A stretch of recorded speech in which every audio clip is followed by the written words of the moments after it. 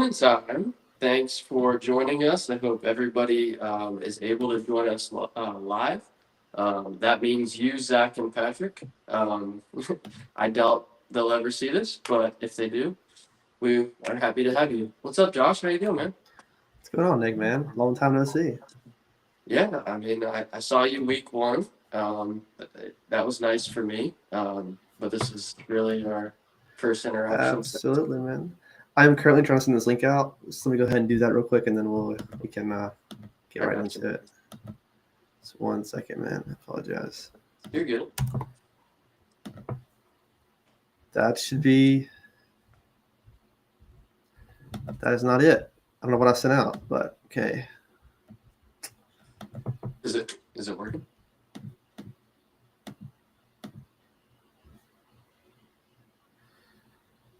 Maybe. I'm checking it now. I sent something, but it showed Shaney's face. I don't know. Okay, we're good. Okay, cool. Yeah. Welcome in, everybody. Hope everybody's able to join. Josh, I'm so glad that you're able to join me. I'm so scared each week that someone's going to bail on me and it's just going to be me. Jake did a great job by himself, but I'm not like the Mossad. Like, I can't handle it by myself. I need to facilitate. I'm like the point guard, man. Like, the real star is whoever's joining me each week. So thanks for joining me, man. You did a great job, Nick. I love listening to the podcast. I'm actually kind of jealous that I'm on this because I'd rather just be, either tuning in live or watching it later at work. So I will rewatch it. I will do that. But after Yeah, last night, I kind of thought about bailing on you. That was a hard beat, hard to watch. But it is what it is. So I guess we'll jump on that here in a minute, anyways. So you said you thought about bailing when? Last night after all that went down, I felt really good going into Monday night. Ravens defense. I figured they would do something, and they come in negative points. Yeah. So That's rough heartbreaking. outing. And it doesn't help that you have Jake trolling you each moment. Like, how do you live with that? Like, he's always breathing down your neck. Yeah, it's just the competitive nature. It is what it is. This year it's been more John than Jake, actually. Really? John thinks he's high on the hog with his team, and I think he has a great team. But the Mossad, man, the Mossad's different this year. The Mossad, his team's legit. People don't realize he started out the season as oil money, and I don't understand the reference there. I'm sure everybody else does because that's when I first rejoined. Right. But what do you think the shift in mindset was from oil money to Mossad? I think it was like the old money. He more or less like he was entitled to it. And the Mossad is like he's going to go get this. It's not more or Yeah. less like he's entitled to the win, but more like he's going to go there and prove himself that he's worthy of the win. So So I like think from that's a defense to mindset. offense. Correct. Yeah. Yeah, that makes sense. That makes sense. Well, we have a lot to cover today. It was a wild week as far as trades and injuries. I think because I kind of did the quick math in my head. I mean, we're not quite a fourth of the way through the season, but after week four, we're sitting around in between there. But I mean, I can't believe that it's actually like week four already. Like it's already gone by super quick. But I would say that this week will determine really where everybody is. I still don't want to say like definitively, like I don't think you can say, oh, this team's definitely making the run for the championship. I think after 4 weeks, you can really assess who is where. So I think this week will be make or break for a lot of teams. What do you think about that? No, this week is definitely a big one for me. Also for the other teams that are right under that 50% mark, 500 range. So I do feel like this week's going to be the telltale of what's going to happen. It's the first game outside of the division, so that's big as well. I'm excited, man. Like I said, you said the fourth of the year is almost over. That's just mind-boggling to me because it's like it just started. So Yeah, and I mean, for teams like me and you, I mean, that aren't like clear front runners right now. I mean, our season could be 14 weeks, and who gives a crap about the consolation bracket? So it's really week 14 could be the end of our seasons. But then you have teams like the Mossad, and you have Adam's team, and you have Jonah, who are shoo-ins, who are a lock to make the playoffs. Like, there's nothing that's going to stop them. Rat poison.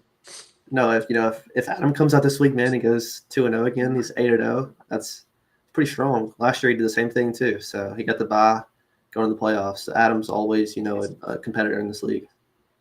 Yeah, I respect Adam a lot. And I respect the elders in the league. I respect Randy. I respect Adam, the forefathers. They both have championships. There has to be a certain level of respect added to them.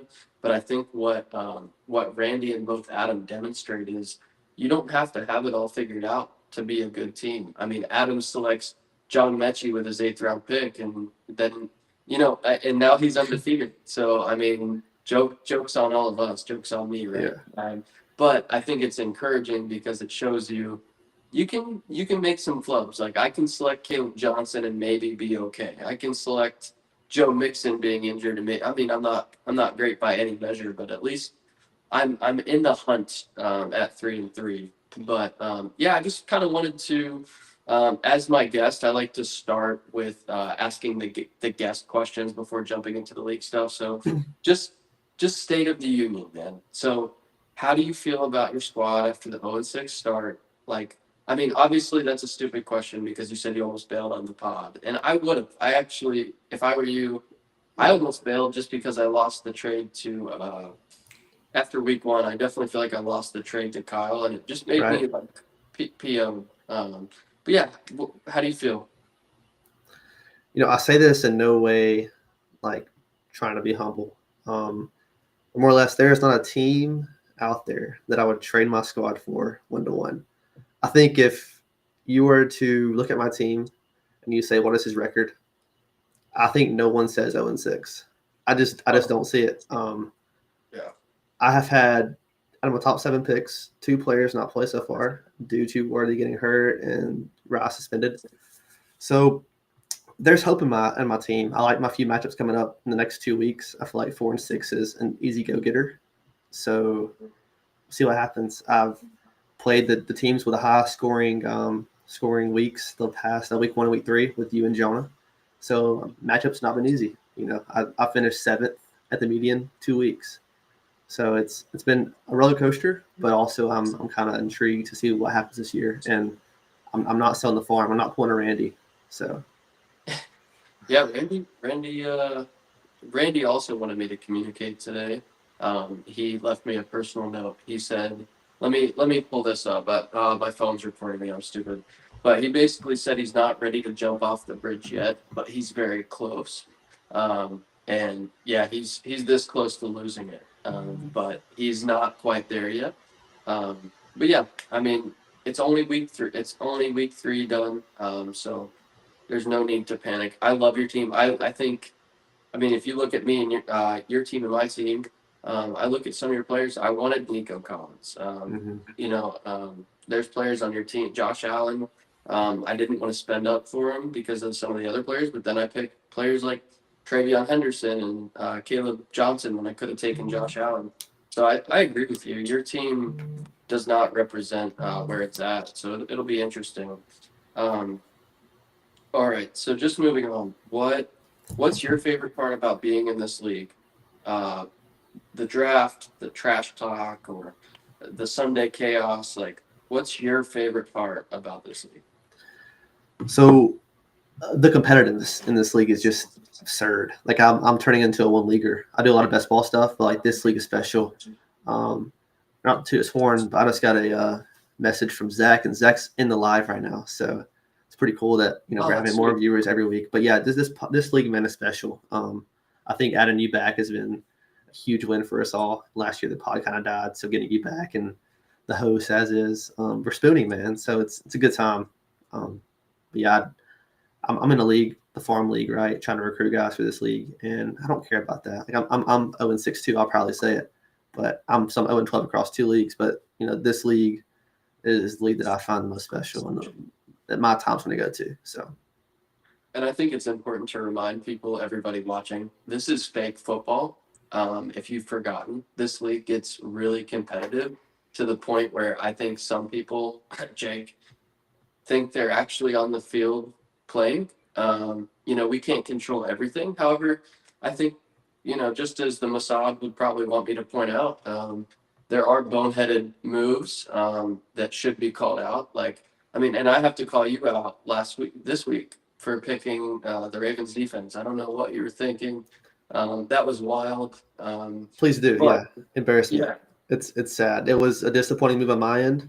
I should have never done it, but I was the one that fell for it. So but you look at the Ravens on the waiver wire and you're like, okay, that the symbol represents tough, gritty defense. You probably just, I but mean, in the past 4 years, they have had one game that they have produced negative points. So we're talking about 72 games of football to where they have not produced negative points. And they're then playing the Lions. week That 3 spread, though, yeah, if I get 2 points from my defense, I'll beat Adam and break the median. dang, So dude. that kind of Um, that eats me. So yeah, no doubt. All right. Which league member? Last question, and then we'll move on. What league member do you think um, has the funniest trash talk and is the most fun to trash talk?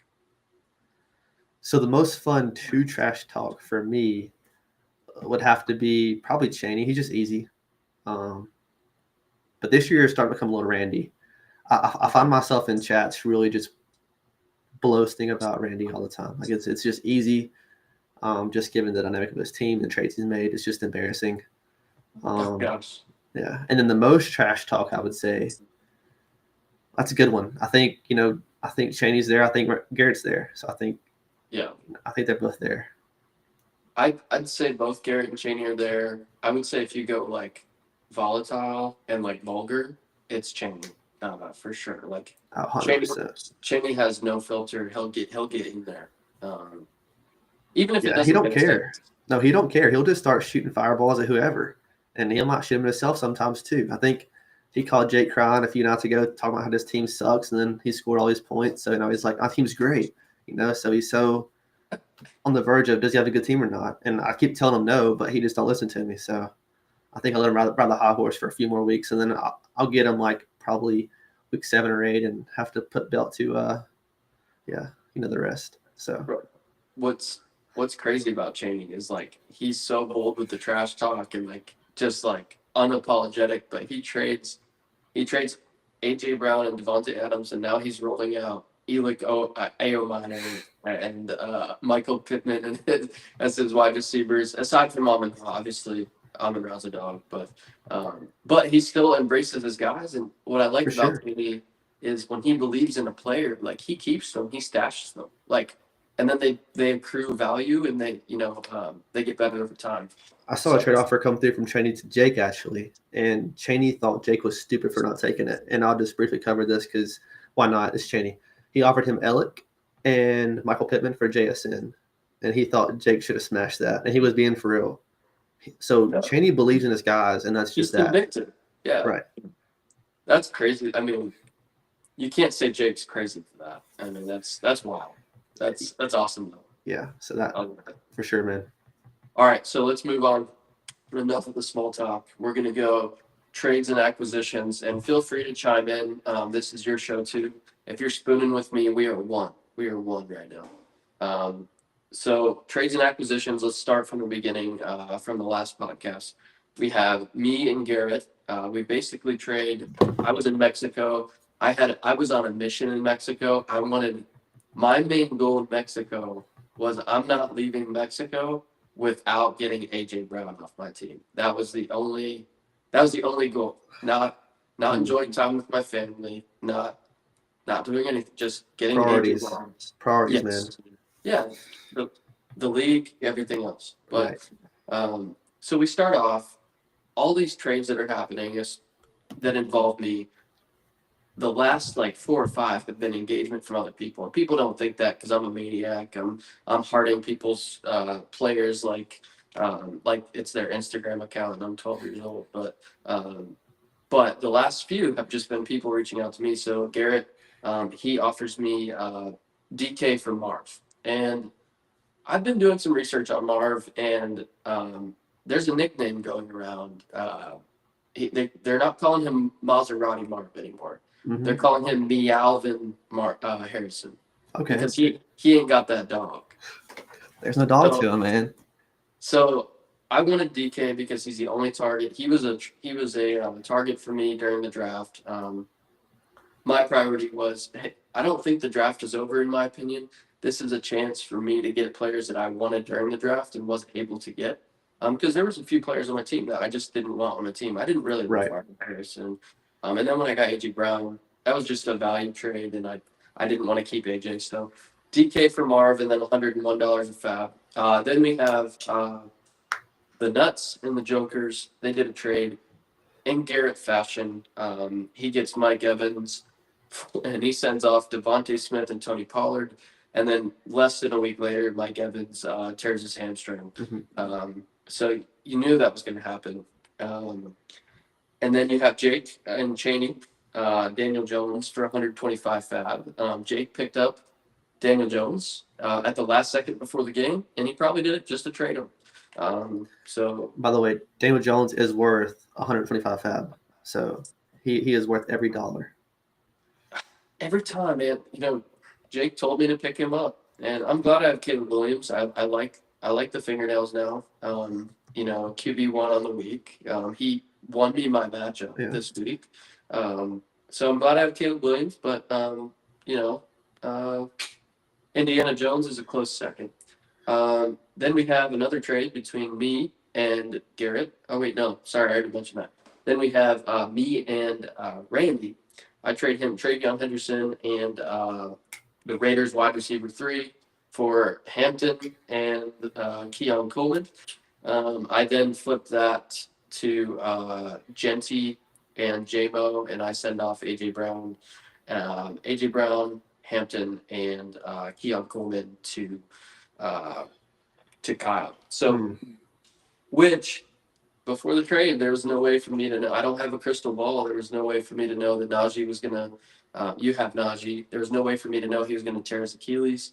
I figured I wanted Genty because he has all of the work, and Hampton was coming off some bad performances, and it looked like Najee was gonna split with him, and he probably would have, but he got injured. We can't tell the future, so it's looking. And then AJ Brown has a great game, so it's looking like Kyle might have won that trade week 1, but I mean, it's a long season. It's a long season, man. It's a long season. I think out of all the ones you mentioned, that's my least of my worries on that trade. There's a few more. I know you probably didn't get through all of them. I know you have a few more to cover, but the Hampton, man, what is Randy thinking? That trade with you has had me going through the worlds, man, because I don't know what's going on. So he takes Hampton in the second round, and then trades him along with Keon for Henderson. And he gives you fab. So I know that was covered last week, but that's just something that I'm just been like. No, I gave him fab. Oh, you gave him fab? Yeah, I gave him fab. Okay, I guess that. I gave him 50 fab. Yeah, Jake was like confused because he thought I was out of fab, so he's like, maybe it's a glitch. Yeah. But, yeah. Okay, you gave him fab. Okay.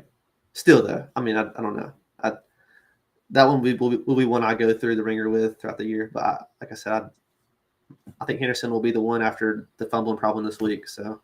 See, that's the thing, and you never know how things are going to shake out. Like 1 week, it might look like a great move. I was feeling great about the Genty move, and then Najee tears his freaking Achilles, and it's like, crap, dude. Like, that sucks because Hampton's on a way better offense with a way better offensive line.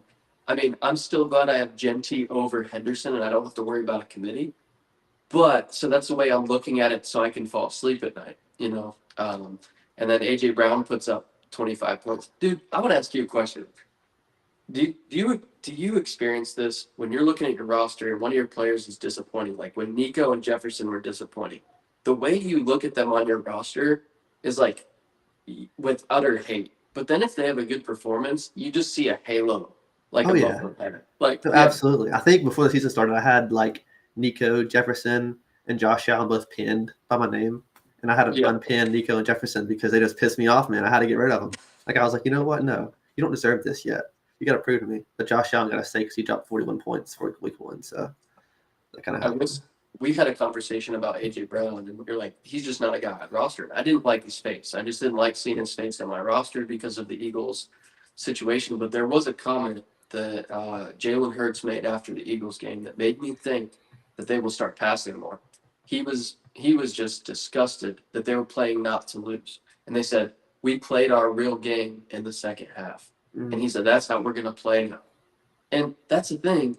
That's the scary part. The Eagles are an anomaly, man. You can't put them in a box and just say this is their offense. They adjust. They change. Their champions. So I mean, it might be the AJ Brown show going forward. I don't know. It's Yeah. crazy, man. Whether But he averages 40 points a week or 10 points, that's just not a guy that I will have on my roster. There's a few guys in the league that I just won't roster. Mike Evans, one of them. AJ Brown, one of them. yeah, It's just a list, man, and it's fantasy is something that you do and you enjoy, right? I'm not going to enjoy having those guys on my team, so I roster them. That's yeah. where I'm at. And honestly, I'd rather have Jamison Williams on my team than AJ Brown because AJ Brown's still going to have those down weeks. I would rather have Jamison Williams on my bench. And if I need to put him in a pinch, I'm not going to bench AJ Brown. He's going to have those down weeks on my starting roster. I would rather have guys I know are going to be consistent. So that was my thought process. But enough about me, enough about you. We're going to move on to some waiver wire transactions. So There was one more trade. Yeah, go ahead. Yeah. I think Derrick Henry. Did you cover that one? So I did these on my phone and then I shared it to my laptop, and that for some reason. Oh yeah, I'll get to that. I'm just going. Okay. I'm No, going you're in good. chronological order. So we have the Mossad. He did the Troy Franklin for $466 fab. Troy Franklin, I think, then puts up one fantasy point the next week, which is great to see because I dropped all that money on Booty, and pretty much same thing happened. So it's kind of nice to see that happen to someone else, to be honest. And then we have Kyle drop 250 on the Packers defense. Predictable. They're playing the Browns, but I mean the Packers have a bye week in Week 5. So the question is, does Kyle roster two defenses? Because he spent $250 a fab. You don't spend $250 a fab for a defense like the Packers just to drop them. So is he going to keep the Packers defense and then drop? And because he has some good stashes on his bench. So who's he going to drop? He's going to drop Bayshall too. Who, Yeah, I don't know, man. That's a good question. I think it's hard to roster two defenses, right? Because you got to take some upside plays and some handcuffs and whatnot. So it's very difficult to roster, two kickers or two defenses, and that's something that teams going to run into given bye weeks. True. All right, then I just want to note this because I don't have much to celebrate these days, but other than these cheap little wins that I get, but I picked up Caleb Williams for $0 fab. Nobody wants him, nobody, and he's the QB1, which hold the phones. He's playing the Dallas Cowgirls defense, so. But I just like his upside. I think he has consistency. I need consistency on my team. I can't roster a C.J. Stroud or even a Jordan Love. Caleb Williams is going to be consistent because of that rushing floor as well. So I think he's my QB for the rest of the year, pending injury or anything like that. But he is QB2 on the year so far. And then the big trade, we got Randy's Nuts continuing his fire sale. He trades with Jake. He sends Henry for the Travis twins from Florida. And then later makes a trade for Keaton Mitchell for $125. Well, Randy then picked up Keaton Mitchell right after that trade and then exploited Jake and blackmailed him. Yeah. So that was cool to see. No, that's the trade that honestly, I texted Garrett and I was like, Randy, just wait the white flag. Because the thing is, he was his last player, like worth the value where you can't go get a 2-for-1. And the fact that he didn't post Henry to the trade block and accepted the first trade without countering kind of gives me that kind of feeling that, hey, the white flag was waved. So, I mean, I think Randy, he texted me today. He said he's not ready to jump off the bridge. I was talking to him for about 30 minutes about another trade, just a low end trade. Wouldn't really mean much, but he's being pretty stingy, which I respect. I don't think he's given up quite yet. I think he just wanted youth and upside because I actually did the calculation, Josh. I sat down with his roster right after the draft, and I calculated the average age of his team. Mhm. And if you took Marion Hampton out, his average age was 30 years old, average. But that wasn't Wow. his. With Marion Hampton, it was 29.5. So Still 30 rounded up. So I think he just wanted to go youth. He wanted to go explosion. I honestly want to say with the Hampton trade, it's not a trade I'd personally make, the one he made with me, but he's probably looking at juice. It didn't look like Hampton was having much juice at the time. Right. And Travion's I don't know. When I think of Travion and Hampton, I think of Hampton as this big bruiser, but I think of Hampton as the juicy guy. So maybe that's what he was going after. Maybe. That's a possibility. I don't know. That's another trade that I can't wrap my head around. So I do appreciate the analysis there. But yeah, Randy, I don't know, man. Sorry, man. I gotta read some of these chats. Let's do it. So, Jake, he said, "I'm unable to tune in. Is Josh drinking a homosexual excuse for a beer?" So I had literally just got home at 5:55. Sat down with my dad and my brother, ate dinner, and then came straight downstairs to hop on the pod. So yes, I'm not drinking anything. Have a water over there. Other than that, I'm staying sober tonight, man. We have Zach saying, "I think he's drinking a muscle milk." I think he might be referring to me, but this is Fairlife. I don't like muscle milk. Fairlife is much better, and I think a lot more quality. And then for my backup, I also have this feminine B8 energy, black cherry. It's just something I like juice. I'm a big juice guy. So maybe that's what he was referring to. And then we have 4 people typing right now. So we'll circle back. I'm sure there will be more. I'm glad to see Zach, man. That's awesome. I love that. Yeah, man. Zach's like I said, Zach won the league before he left on us. He's a good player. I think the first trade he made of the season, kind of skeptical. But other than that, he's made good roster moves. He's been waiver wire. He's been active, setting his lineup. I think Zach's 3-3. So I see a bright future for him in this league moving forward and for this year. So, Dude, I will say I've been trying to get some people from his team, and he wasn't having it. He has Jordan Mason. He's got some dogs on his team. Jordan Mason, Robo Dudsey, looks like he's having a breakout. He's got some dogs. He got J.K. Dobbins in the flex. So he's got a good roster. Sorry, I was laughing about something Adam said, but we'll get back to that later. Yeah, I was away from the chat. As soon as I saw Adam's name come across, I told myself I'm just not going to check the chat because, I just figured he's making fun of me. So, but yeah. Shots were at me, so it's okay. You're okay. Crosshair. Yeah. I subscribe to that. That's nice. Cool. All right. So injuries, huge injury week. Let me just go down the list, and then you tell me what you think about everything. James Conner, man. Okay, so let's kind of pause right there. James Conner with Kyle, right? So I talked to Kyle earlier in the season, and I said if I was able to acquire Trey Benson, I was trying to work another trade. Would you want him as the handcuff? And I literally could go back and I wish I screenshot it. I can go back and check after this. He said that I don't understand why people value their handcuffs so much. They don't make that big of a difference or something like that. I bet he wishes he could go back and change that decision. Yeah, so something that I don't understand in a 12-man league, we have to start 2 running backs, 3 receivers, and a flex. Why not roster a handcuff, especially one like Trey Benson? Well, he's never finished the season healthy. He hasn't, and he was getting work anyways. He scored 8 points the last 3 weeks.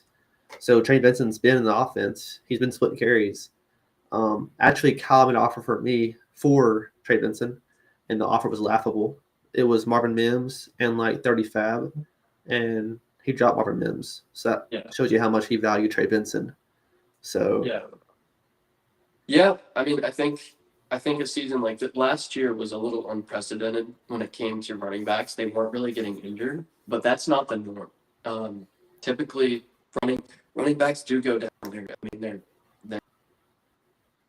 they're getting all this workload. They're getting the most abuse. I mean, why would you not want? I mean, heck, pick up that third guy, For sure. that third string guy, if you have to. If you, I think I told you that. um, You reached out so about Najee Harris. When you had a Hampton, and I appreciated that, and I want to work a deal. But give my roster how it looked. I just didn't need a receiver, so that's kind of what I was in. And having those handcuffs just what I appreciate. yeah, So and that was before Cam Scatterbo broke out right. and before the Benson news. So there was really no need for you to get a receiver. I bet you would have done it now, but I sent It you was a good decent. offer. And I told you I that. I sent told you it was a you, good offer. I just yeah, the trigger was not pulled. So no, for sure. It's the process. You can't live and die by the results. It's the process. All right, Tyrone Tracy, that was huge for you. That means Cam Scatterbo is gonna go crazy. He looked good. He passed the eye test, man. Like, dude is a dog. Like I only saw a few snaps. Dude's a dog. I don't have to see anymore. I have him in another league. I'm really glad I picked him up. I think I asked for him at one point with you because I just knew this was gonna happen. So congrats to you, man, in the running back situation. It's looking up. And then obviously Tyrone Tracy belonged to the Honeybees. And he has Ja'Cory Croskett Merritt, but Bill. he's good on running backs. He has Bucky and yeah, Bill baby, um, Bill Crosby. But yeah, so and then we have Mike Evans hamstring, possibly out weeks. Egbuka season, He's baby. eating. Feed him. I mean, Throw the rock, baby. that's why I wanted Throw the Egbuka so rock. bad. This is Mike Evans' fall off year. I would not that Mike Evans was on my do not draft list for sure. Um, he's a dog, but I mean he's 31. CD Lamb, this is huge. Honeybees, I played him this week. CD Lamb has historically every time I've played against him drops 40. So I don't have to play him this week. Cool has a strong roster. He'll probably find a good replacement. It looks like Golden got some more snaps this week with the Packers, but the Packers spread the ball out so much you cannot really rely on any wide receiver. It's a craft week. Some weeks it's a Dubs week. Sometimes Dontavian Wicks gets in there. Sometimes it's Bo Melton, who takes snaps at DB these days. I mean, so CD Lamb is out. That's good for my matchup, but I'm sure Cool will still find a good option. Yeah, man. For I played that. Cole in But 2 weeks, so it just gives you that. Like I said, 4-6 feels good. yeah, I mean, kind of where both of us are at, because like even though I'm 3-3, looking at things, I should really be 2-4. I mean, so we're going to introduce a new segment for all the viewers listening. Every week, we're going to introduce what's called the Silver Spoon Award. So the term Silver Spoon is notoriously known as someone who's handed something, right? Like a rich kid or white privilege. We want to be sensitive with that because we should have white guilt. But I'm giving myself the Silver Spoon Award because Sunday night I was playing Patrick, and he had Patrick Mahomes and Malik Neighbors playing. And I was like, man, I'm cooked. I'm done. I mean, I need a miracle. Dude, I don't even think they both combined for 10 I think it fantasy was like points. right over 10, if Um, that. and So and that's why I won. So I'm not deceived. I'm 3-3. I should be worse. I'm one of the lowest scoring teams in the league at this point. I had a good week one, but I'm also not getting in my head too much. It's only week three. I mean, if you want, you can really look at those standings and your points scored. If you're one of the top teams, and really fancy yourself and tickle yourself over that. But it's only 3 weeks, so have fun. But yeah, I'm not one of the best teams for sure. I'm on the bottom half, so I wouldn't even call myself mediocre. I'm below mediocre. So, but I get the Silver Spoon Award this you week. We'll deserve it, see man. who gets it Spoon next week. yourself. Spoon yourself. Uh, You have to. you have to sometimes. You don't. You You don't. don't always have another option. Um, all right. So I know this has been kind of long. We're working through this. Suspensions, I think, are notable right now. Just to mention, you have Jordan Addison coming back for Jonah. I mean, I know Jonah's been talking a lot of smack, but it's kind of warranted. He does have a strong team. It's hard to say he doesn't. He has Judkins on the bench. He has Judkins handcuff on the bench. He's been winning despite his.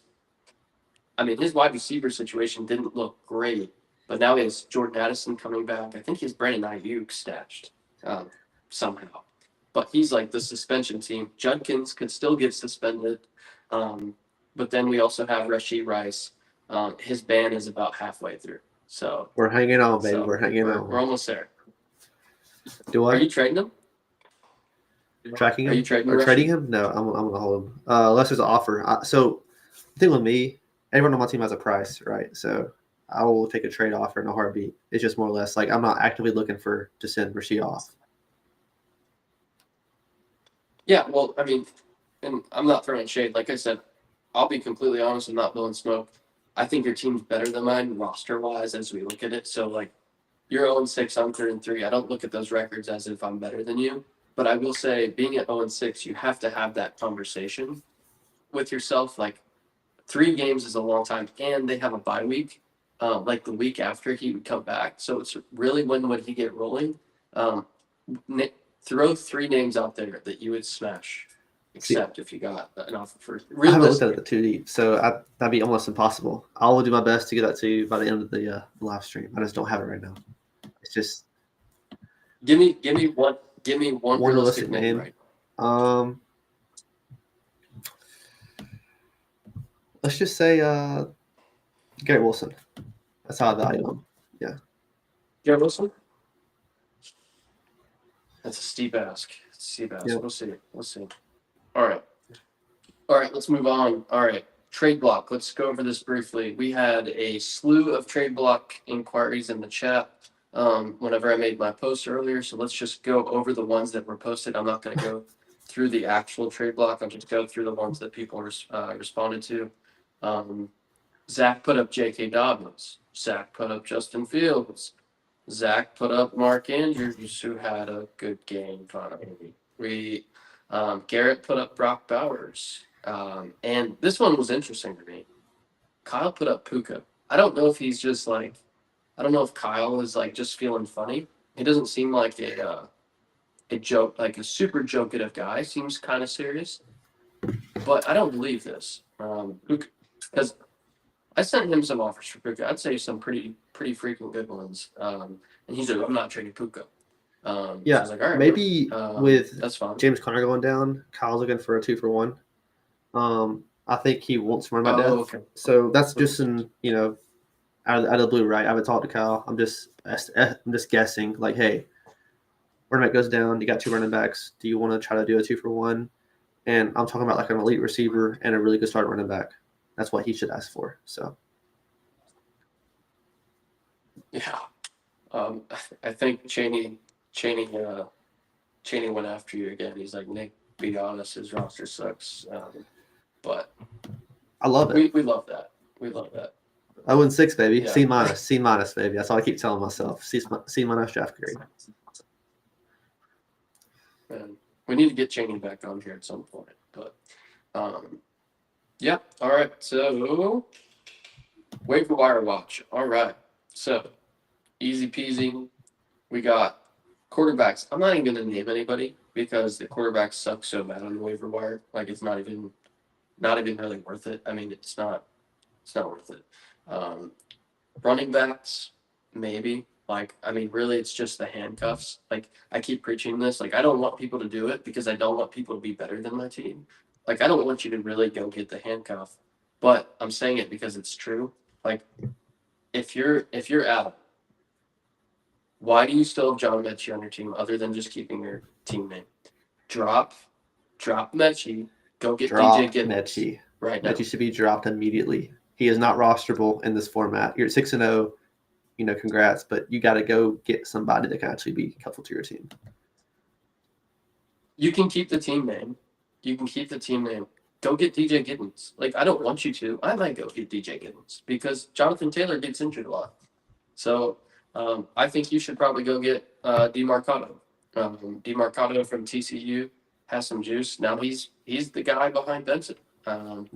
So Chris Rodriguez, Jeremy McNichols, some other names, but they're probably trash. No, for sure. I'm just tracking what Kyle's reading in the comments, about handcuffs. And yeah, he does have, Tootin and Corn. I think, Tootin is the same kind of build as ETN. So I think they're both going to kind of split loads as it comes in the year. So like I said, Tootin is a huge roster guy. Corum, huge roster guy. I just don't know why you don't roster your own handcuff when Trey Benson has a ceiling like that. That's my question. So Yeah, because you have that right. direct correlation if something happens. But he's making lemonade with the lemons he's got. I mean, he doesn't have that opportunity now, so now he's doing the best with what he's got. And I mean, I would definitely pick up Corbin too if they Absolutely. were on the waiver wire. Wide receivers. All right, the big name everybody's talking about. This is the thing, man. Here's the Messiah coming out. All right, Trey Tucker's gonna. It's all a smoke show. He wants to facilitate this big fab dump by making teams know that there's this big player out there, so that they waste all their fab. And I'm sure there's part of him that's genuine, that, like, he just wants to actually speculate. But Trey Tucker, sure, is he a speculative ad? I mean, he had 145, 65 yards, 3 touchdowns. Is that repeatable? I would say absolutely not. We're just going to shoot it straight. 40 fantasy points. Yeah, he is not a guy that I would put fab on What you think? just because of how much people would put fab on him. I just don't see him. Like if someone was to dump all their fab on him and then offer me to trade for one of my guys on the bench, I wouldn't accept it just because that offense is horrendous. And as their wide receiver 2, option 4 on the roster, I just don't see it. I don't know though, man. I went back and looked. Trey Tucker had a consistent week 1 and week 2, I believe, and then had a big week 3. So he's still putting up like serviceable numbers, like decent, better than some of my starters, which isn't saying much. But Jameson Williams, but yeah, maybe it's worth it. I mean, because in fantasy, you can't throw anything out. Like you can't just look at a player and say, no, definitely not. 2023, Jake texted me and said, dude, go pick up Puka. And I was like, I'm not picking up a guy named Puka. Puka Naku, like, what kind of name is that? What kind of Samoan guy has ever done well at the wide receiver position ever? No, I'm not doing that. Cole picks him up, wins the championship. So you can't play this game. Like, even though I'm saying right now I wouldn't pick up Trey Tucker, mainly because I don't have the fab to do it. Who knows? Who knows? But that offense, Right. he doesn't have Matthew Stafford throwing. Matthew Stafford kept Kenny Galladay relevant in fantasy. So just think of that. Fair enough. Yeah, no, he's magic, man. He's magic. And then you have Sterling Shepard, Tyquan Thornton, guys you can put in a pinch. I say Sterling Shepard because Mike Evans went down, and Egbuka can't get all those targets. And I think Godwin's coming back this week possibly, but he's not going to play a full snap share. So maybe he does, maybe he surprises, but those targets are going to have to go somewhere. So that leads into the tight ends. Maybe Kate Otten gets those targets.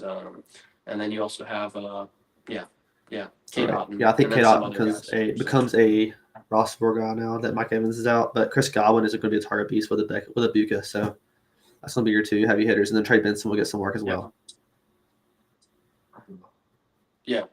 Do you have any other waiver wire looks? Not really. There's a few defenses that I'll be curious to see what happens. But other than that, I think you covered it all, man. Yeah. Oh, yeah. I guess, man, we do have kicker and defense this week. Why don't I cover that? That's crazy. Yeah. I was looking at defenses. What do you think? I'm looking.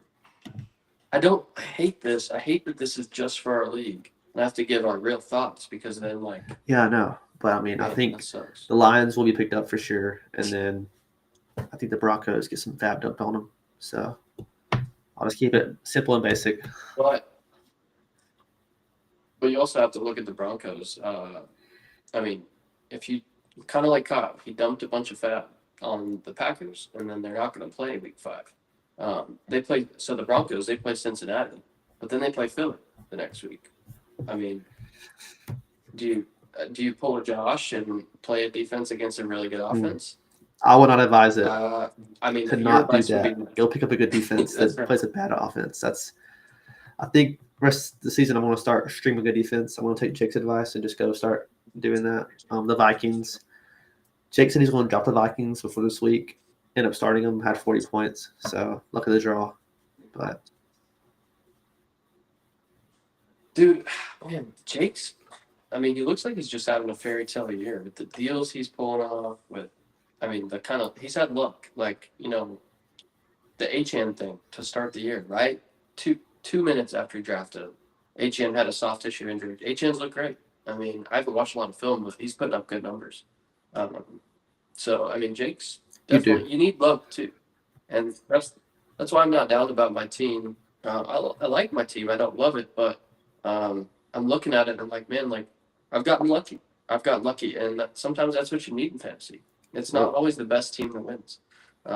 Sometimes I it's think both. last year the winner But put up 118 points in the finals. So,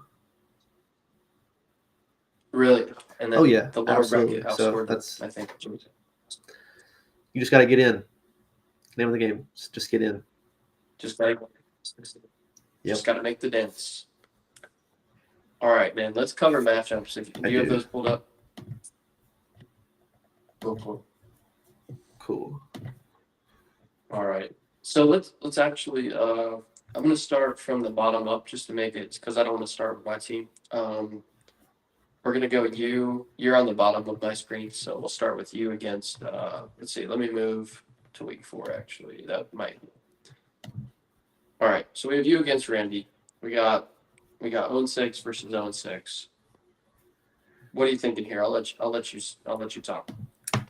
0-6 and 0-6. I feel like two different sides of the spectrum. We're talking about 0-6 and 0-6. I'm not going to put money on it. I wouldn't do that. I'm not a bettor. Don't gamble. But I just think Randy can now be classified as a bye week. So I know that's hard to say on a pod. Come on, that's a guess when you're 0-6. But yeah, if there's a bye week to this league, it's Randy.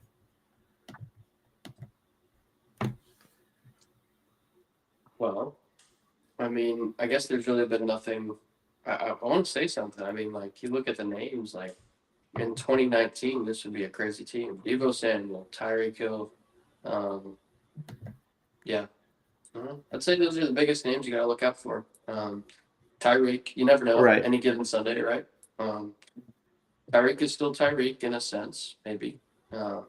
Jordan Love, I mean, I think he probably has some mental health disorder, like bipolar disorder, because he doesn't know who he is some weeks. I mean, but he's playing Dallas. You got to look at the matchups. No, It's a matchup. It's a matchup league. It is a The matchup NFL is a league. matchup league, and that makes I just see fantasy a that like matchup my league. team performing at an average rate beats his team at peak. So, and that's Well, let's break it down. You got Josh Allen playing the run funnel in New Orleans. I mean, Josh Allen's probably going to run all over them. right. James Cook's probably going to run all over them. But I'm sure Josh Allen has some goal line opportunities there. You now have serviceable running backs. I mean, we don't know what Trey Benson is. I mean, that could be a great move.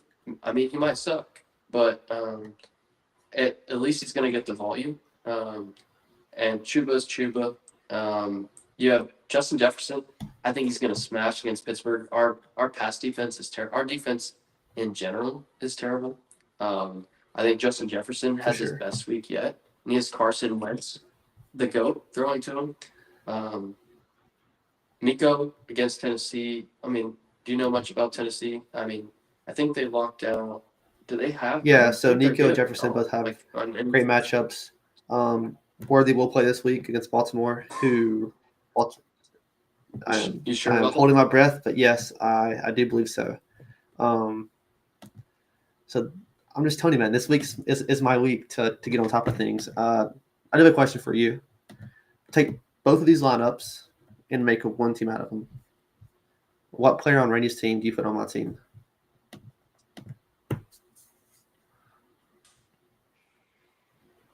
Let me go through.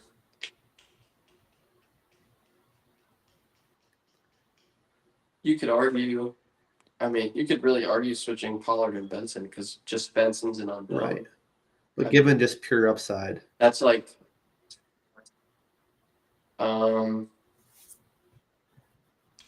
Granted, I think the biggest issue with you is that wide receiver 3 spot. I would definitely. I'd put Debo in because McLaurin's probably not going to play. I respect that. So maybe Debo and Pollard. I got to be honest. I mean, but other than that, I mean, no. definitely not. But that's 2 out of like 6 starting spots. So 7, 8. Yeah. All right. So yeah, I agree. I think that's a smash. I think that's a smash win. I don't think Sleeper has it Well, that's projected without high enough defense. for So you. Um, yeah, oh dang. Okay, there we go. Okay, it's Josh's week. He's calling it. He's calling a shot.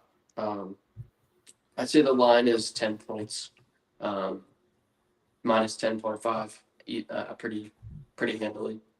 Um, I don't want to go Nick, any I higher than want you that to take because Randy. I want it you is to. football. Like I feel like you need to take Randy on this.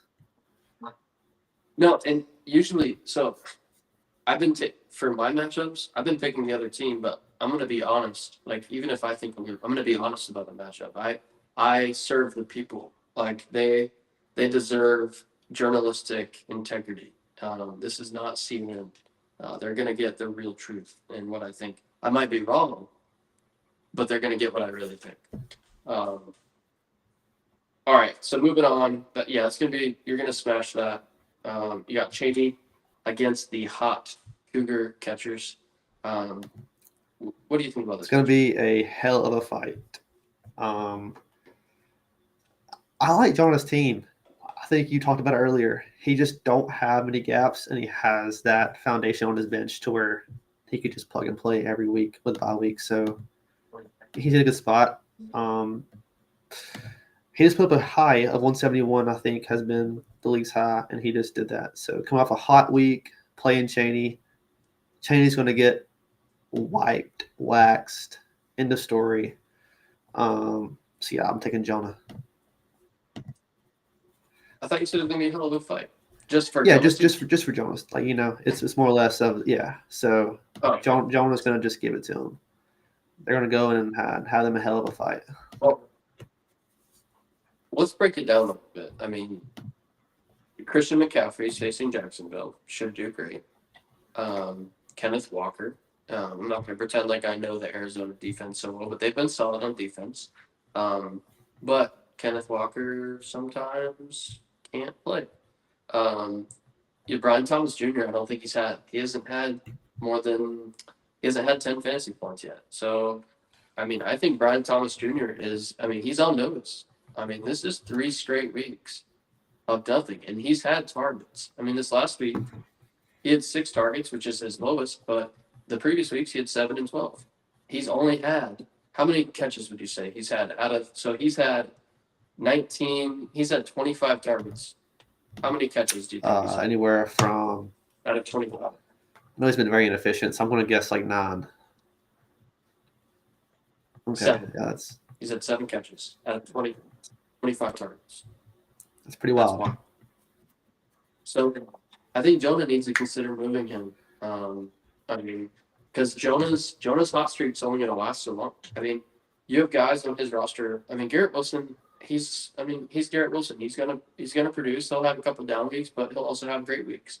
But you have Jalen Waddle. I don't see Jalen Waddle producing the way he's producing the rest of the season. I'm just not high on Waddle. I don't think. I mean, he plays injured a lot, so sometimes he's out there, but he's really just a decoy. Hawkinson had a great week with Carson Wentz, so we'll see if that continues. I think Keenan Allen regresses. He can't. I mean, Keenan Allen can't keep this up, can he? Maybe he He's can, just seen the but he's targets, he's man, had and even without touchdowns. touchdowns, he's still breaking 11 fantasy points. We'll circle back around to Keenan Allen when we go over Adams' matchup because we got to talk about Ladd McConkey. He was a high pick. Got to Absolutely. talk about that. Um, this pick, you got Bijan. He's facing a tough run defense in Washington. Jaden Daniels might not play because Marcus Mariota looked really good. Josh Jacobs is playing in Dallas. He has on the draw. I say Jonah pulls out another win. I think Jonah wins by at least 7 And this points projection here. is That's my without guess. Judkins in the start lineup. I think he throws Judkins in as an easy start. Maybe do something crazy and sit Brown Thomas. I don't think I would. I think I sit Waddle. I think I put Keenan Allen in that third spot and put Judkins in your flex. And I think after that, it's everything's done but the fat lady singing. Yeah, I picked Jonah too. So we got you, we got Jonah, we got two Marshalls winning this week so far. All right, moving on to Garrett and Patrick's matchup, the Jokers versus Blanton's Bombers. So I'm gonna let you These lead are my off again. boys, man. It's hard to decide between them, so I want to be very matchup based here. Yeah, they both have good rosters. I feel like Garrett's made some move recently that's really hindered him from having the lineup he wants to have. I know he's pretty hard about Mike Evans going down. Uh, he is. I know he's been Is trying to he? sell Brock Bowers, but maybe he's okay with keeping him. Don't know. Um, the safest floor here is definitely Garrett, just by the matchups. But I like Pat's team. Javonte Williams, great this year. Patrick Mahomes had a bad week last week. Neighbors had a bad week last week. Brees Hall in his flex spot, that's pretty strong. Yeah, if I You like like Brees Brees Hall, I Hall? have Braylon Allen. I wouldn't mind doing something for Brees Hall. I don't know if that'll happen, but that's I'm obviously a pretty. conversation for me and him to have maybe this week or so on. So yeah, if I had to give someone to win this week, I'm probably going to take Patrick. So you've come around on Brees Hall during the draft when he made that pick in the second round. You thought Yeah, very highs. he. I was a little worried about that offense coming in, and with Justin Fields going down, still worried. But Brees Hall looks like his old self going back to his rookie year. Um, yeah, I think Brees Hall has a ceiling that a lot of guys just can't hit. I'm gonna go ahead and take Garrett's team this week. Um, I think if you look closely at Patrick's team, um, Terry McLaurin, it's if he doesn't play, you have to look at that. He doesn't really have another wide receiver option. Um, Jackson Dart is going to be starting for the New York Giants, so you can't just assume that everything's going to be okay for Malik Neighbors. We think it will because he's going to get the targets, but are those going to be catchable targets? We just looked at Brian Thomas Jr. He's getting a bunch of targets. Is he producing? No. So Terry McLaurin might not play. Malik Neighbors has a new quarterback, Cooper Cup. Who knows what he's going to do? Yeah, I mean Tucker Kraft. He should have a good game, but Green Bay likes to spread it out. So that's why I'm going to go Garrett. I think the upside. I think Detroit. I think they struck a nerve with what they did to the Ravens. I think they found their way without Ben Johnson. I think they're in their groove. I think Gibbs and oh man, let me take that back. They are playing. They're playing Cleveland. Cleveland has a really tough defense, so that's hard. I think it's a close matchup. I think Garrett really doesn't have any wide receivers other than Meowvin Harrison Jr. So we'll see. Yeah, Marvin We'll Harrison is a see. guy that I just will not roster right now because I have Vincent and McBride, but I do think he will turn it on eventually. Just don't know what that looks like. I think he's a guy that could drop 28 a week, or he could have 4 points. Like there's no standard for him. All right, I'm gonna switch my pick. I'm gonna go Patrick because of that Cleveland matchup. Um, So we are three I'm for gonna go three so Patrick, far. but I think it's a yeah, we're in line. I almost disagreed with you, but you look at that Cleveland matchup. Look what they did to Shut the him down. Packers and Josh Jacobs. So um, moving up. All right, we are halfway through the matchups, and then you beautiful people can leave. I don't know how many people are still here spooning with us, but we feel it. It feels good. It feels good to be spooned. Um, all right, we have Zach's team against Mechie's Mulligans. The Mechie should drop Mechie Keep the Mulligans. name, but just drop the player, man. So you can keep the name. It's a great name. It's funny. It's hey Nick, look, you made fun of me for drafting Mechie, and look how much better my team is than you. It's a funny name. That's fine. Just drop them. Drop them. Uh, so, what you think about this matchup? Yeah, you're looking at two teams that are at the median or below or above. 3-3 and 6-0. So both teams that are definitely in the chase for what they want this week. Um, Jamar Chase, man, he's going to be the deciding factor in this game on what he does. I firmly believe that. Last week, he had 10 points minus the fumble. So I think if he can get back to Jamar Chase stuff and put up 20 plus, Kincaid's obviously a question mark too. He scored a touchdown in the last 3 weeks. Can he repeat that? Patrick Surtain's going to be covering Yeah. So, Jamar Chase. like I said, it's tough, but I'm going to give the edge to Zach here, man. I think Zach with Jordan Mason leading the front, Aaron Jones out. He has Saquon. I don't really see a hole in his lineup other than Cedric Tillman, and I think he can probably throw in Kirk Moon if he wanted to. So yeah, I'll pick Zach. I'm going to go Zach as well, based off matchups. So, okay, Adam has a strong roster, no doubt about it. I mean, he's 6-0 for a reason. But you look at the matchups. You look at Jonathan Taylor. He's playing the LA Rams. They just shut down Saquon. If you shut down Saquon, I mean, JT's probably right there with Saquon, but not quite Saquon. He's definitely a tier below. Are they going to shut down JT? Nick Chubb. Woody Marks is about to take Nick Chubb's job. It's inevitable. I have to say that because I have Woody Marks and I want it to happen. So that's a scratch. John, what's his name? I'm getting tired, man. This is not working.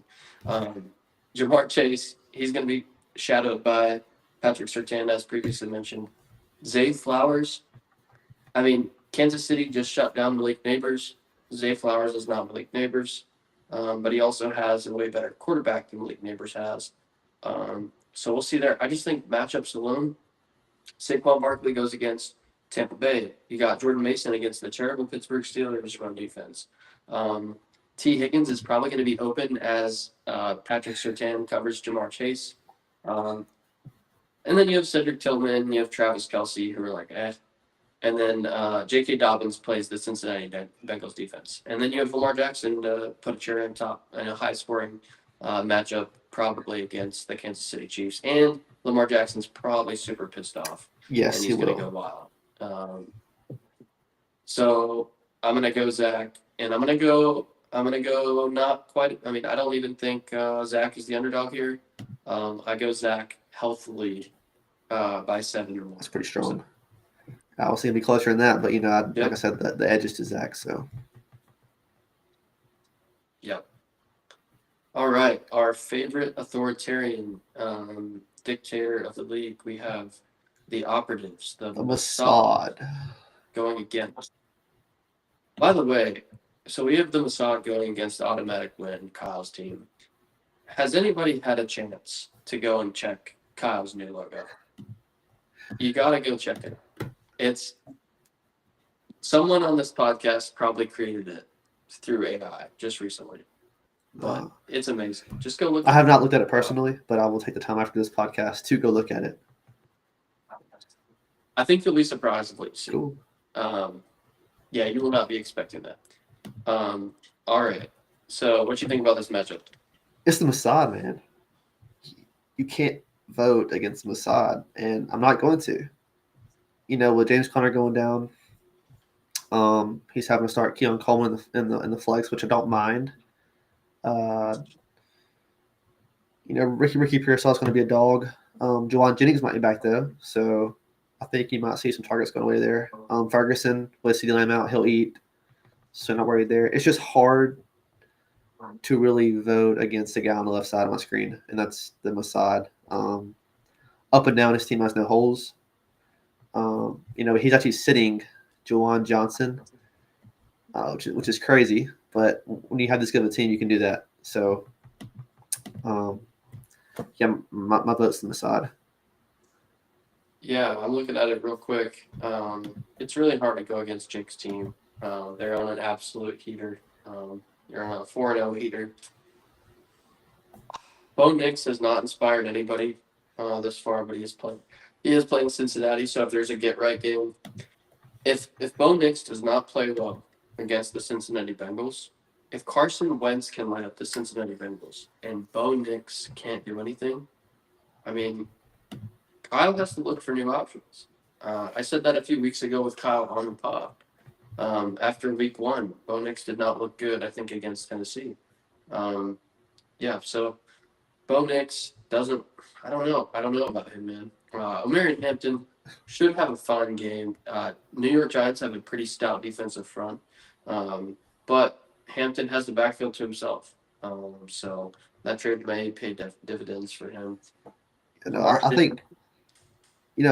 think I think Kyle is probably one of the most smartest people when it comes to fantasy in this league. Like he has a brain to craft for this stuff. Um, I just like I said, I just don't know if he has the firepower. the depth and the firepower to really, you know, get there this year. So I think I would like to see some moves made by Kyle. Yeah, I mean, it would definitely be an upset for sure. I mean, I'm going to take the Masad. Derrick Henry. Man, we got to talk about Derrick Henry. 3 fumbles, 3 games, 0.3 fantasy points 2 weeks ago, less than 10 fantasy points. Jake trades Travis Etienne and Travis Hunter. Travis Etienne outscored Derrick Henry this week. And now Derrick Henry goes against the Kansas City Chiefs run defense, which they're known for their run defense, but Cam Scatterbo just lit them up. So maybe they're not the defensive front that we thought they were. And Derrick Henry has a great game, but I don't know. To me, coming into this season, Derrick Henry was on my do not draft list. The Mossad reached out to me. I'm probably going to get kidnapped or blacklisted after making this comment, but he was just, he was inquiring of a certain player, and he said I wouldn't, he's like, obviously I wouldn't want it straight up. He's looking for multiple assets. My team is in no position to give up multiple assets at this point. And I told him I wouldn't do it. I wouldn't trade my number 1 running back straight up for Derrick Henry just because he was on my do not draft list. He has to fall off. Father Time catches up to you at a certain point. Yeah. I mean, he had a great week 1, but this is a long season. This is a young man's league. He was on my do not draft list as well. So, and then everyone listening to this is gonna be like, "Oh yeah, they're talking about their do not draft list. They're 0-6 and 0-3 and 3-3, blah blah blah." Well, guess what, guys? This is fake football. Oh yeah. This is fake football. I own my record, 0-6. I own it. Yes, my team is 0-6 in that. And it is what it is, but there is a bright future ahead. Maybe they need to get someone to host this podcast that has a winning record. I don't know. Devon Achane, you got to lock him in. JSN looks great. Drake London's struggling, man. I mean, they benched Michael Penix. And the reason I'm going in depth with these matchups is because I think that the teams are playing and the way these players are playing matters. You can't just look at the names and say, "Oh, this guy's going to win." You really have to. It's a matchup week, like I keep saying. Drake London, I mean, they just benched Michael Penix, which maybe that's good. They bring Kirk Cousins in. Yeah, I think that. So Kirk Cousins has, I think, from Mooney. So true. I think Drake London eats, but I think Mooney is the guy that really you should start if Kirk's playing. Interesting. You would start Mooney over Pickens. I mean, I'm sorry, over London. Over London, not over London. I'm just saying, like in respect to value, and where those two relate. I think Mooney gets the higher bump than London would. Yeah, that's not crazy to say, but my guess is they don't roll with Kirk Cousins. I bet they still start Michael Penix. They invested a high draft capital for Michael Penix. I bet they roll him out there, but I think if he's struggling at halftime, they'll make the switch and it will stay with Kirk Cousins. So we'll have to see. They're playing Washington, which is a good defense. They can hold their own. So yeah, we'll see. It's at home in the dome. So then you have Pickens at Green Bay. I mean, we'll see how that goes. Yeah, the Basalt. Let's just end this. Yeah, the Basalt's gonna win it. 5 for 5. We didn't mean to do that. We didn't talk before this. So, all right, last matchup. I'm gonna let you have it because I don't want to talk about my own matchups. But yeah, let's talk about this. Let me go down and find your matchup real fast. All right, Frankie Squad and Nick. This will be good, man. Frankie Squad does not have CeeDee Lamb, which I think definitely gives you an upper hand here. Who he throws in, it's going to be a big question mark just because he doesn't have that receiving depth. So probably Golden. I'm going to do something here. Let's do it. I'm gonna give the win to the host today, Nick. I think Nick pulled this out.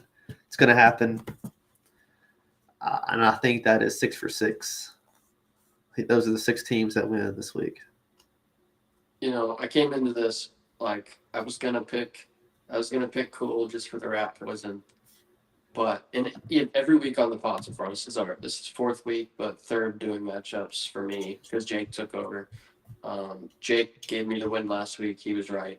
I don't like to pick myself. I really don't. But when I'm looking at things, um, Caleb Williams is playing Las Vegas. Marcus Mariota just lit them up. I have to believe, just for the sake of falling asleep at night, that Ashton Jeanty is going to have a great game against Chicago. Chicago has a terrible run defense. I like what I've seen from Jalen Warren. Aaron Rodgers is trusting him more and more. He's getting a lot of pass catching. He's getting a lot of targets, which gives him a nice safe floor. He hasn't really gotten into the end zone. Only got in the end zone once. So if he gets in the end zone, he could have a 20-plus point game, and that's being hopeful. Egbuka, I think Egbuka, man, he's my number one wide receiver. Like, to me, I view him as my wide receiver one. I didn't give a crap that he had Godwin or Mike Evans. I think this is the Mike Evans drop off here. But Obviously with the injury. right, Done. but you said him last week. So was that just an overnight thing, or what happened? No, so a lot went into that. I took about 12 hours to make that decision because there was a report because he missed practice 2 days, 2 days last week, and he practiced in a limited fashion on Friday. And Adam Schefter came out with the report, the real Adam Schefter, not Adam Short, came out and said that Egbuka was going to be limited, and I had Jameson Williams that I just required, and you also have the point total between Detroit and Baltimore. I was like, I'm going to throw Jameson Williams in there because it's going to be a high point total. I'm hoping Jameson Williams does well, and I don't want to have a guy that's on a pitch count. And it was stupid decision because Egbuka's a dog. He is a dog. He's a dog. He's a dog, man. He's got the dog in him. I am worried about DK Metcalf against Minnesota, but he's the only option there. He's played consistently. He has to have some kind of boom week. I have a good feeling about him, but mentally, logically, they should shut him down. But I'm hoping he has a good week. I really like Devontae Adams. I just have to hope Chase Brown gets it together. Denver doesn't have a good run defense. Hopefully Jake Browning and the crew gets back together. Losing Burrow really hurt me with my Chase Brown pick. Yes. And their offensive line sucks. So, but I can't really do anything with that. I have to hold. It's only week 3.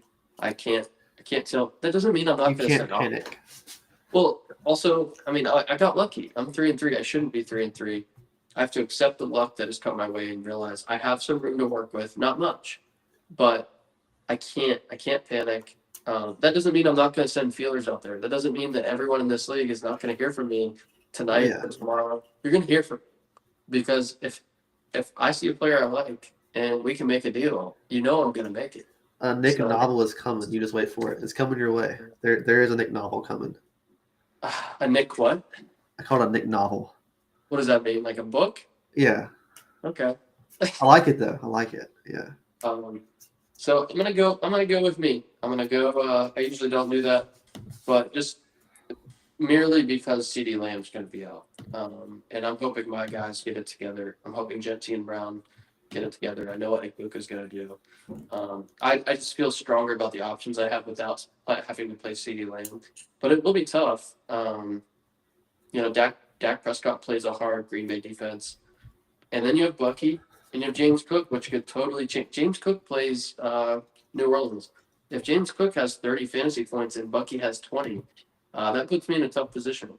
That could very well make up for losing CeeDee Lamb. So I'm not counting this as an easy win at all. I just think I chug it out, and I'm not saying I make the median this week, but I think I edge it out.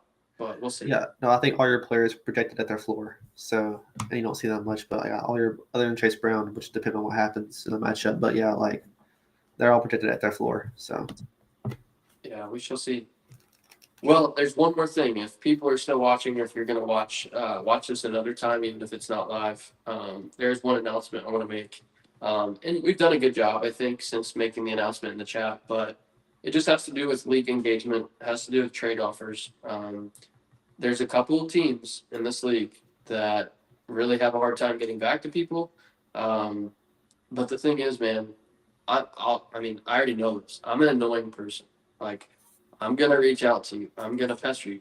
That doesn't mean you have to accept what I have to say. That doesn't even mean you have to respond to every single thing. But just a thumbs up or a thumbs down. I mean, this is a competitive league. This isn't your grandma's fantasy football league. We don't have, this isn't just random. People aren't just doing this and checking their lineups right before the game. Like, this is our lifeblood. Like, Josh is 0-6 right now, and he's more stoked than ever. Like, that's just the league we're in. We have a podcast for this league. So if you're watching this and you're just like, yeah, I'm a part timer, which maybe you just have to look at yourself in the mirror and say, yeah, I'm just a part timer. Why don't you change that? And just respond to people. Just respond to people. Say yes or no. Check your DMs. Don't just, we're not always going to send you an offer. We're going to send you a message first. We're going to just check it and say, no, leave me alone. Like, Nick, shut up, leave me alone. I don't like you. Just something. This is a competitive league. So yeah, I just want to throw that out there. I think we have a lot of support for that. So For sure. And I challenge everyone in the league to come spoon with Nick. It is a feeling like no other. Come spoon. Just spoon, man. are you feeling it? So I'm you loving feel it, man. Good. I love a good spoon. Oh man, I can tell. I can tell just by your face. Well, that's it for spooning. I'd love to spoon with someone else. I already have a guest lined up next week. I'm not going to reveal that just to keep the suspense. But thanks for spooning with me, Josh. And thanks for spooning everybody who tuned in live and who's going to watch it later. And yeah, we'll check back in next week and see how things went.